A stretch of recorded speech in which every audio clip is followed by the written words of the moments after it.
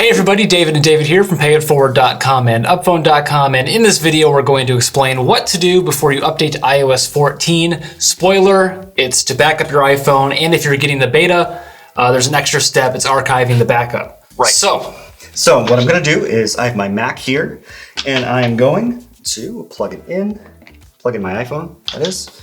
If you're using Windows, it's going to happen in iTunes.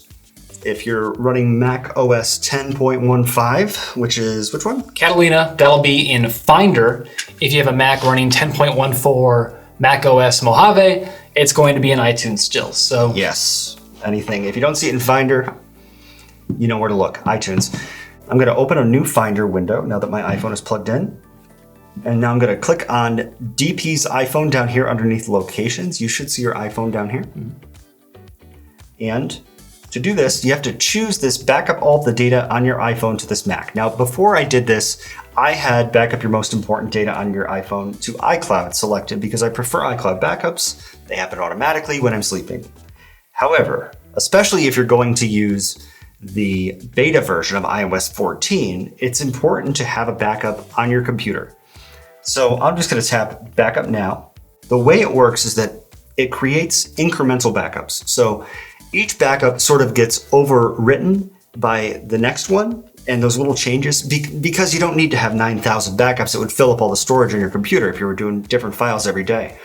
But that's why we have to archive the backup with the beta versions. Because if you ever want to go back to iOS 13, let's say, because iOS 14 is not your cup of tea, you can't do that if iOS 14 has made an incremental backup. Like if you backed it up again, then that iOS 13 backup is gone. You would go back to iOS 13, but then the backup would say this is incompatible. So that's why we have to archive the backup. Right now, this is backing up, and I can see that because this little circle is going around. This can take a while. The backup is now finished, so I'm going to tap on Manage Backups, and this is only if you want to archive a backup. You'll see a list of your backups, just right click or two finger click on a Mac, right click on a PC, and choose Archive.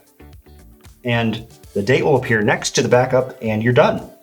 So the next time you back up your iPhone, if you've done one of these archive backups, it's going to create a separate backup file and start from there, incrementally. So go ahead and delete old backups if you have too many on your computer. It can really free up some hard drive space too. yeah, so that's what to do before you update to iOS 14. Thanks for watching this video. Give it a thumbs up if you enjoyed. Leave a comment down below with any other questions, and don't forget to subscribe to this channel for more great videos about iPhones.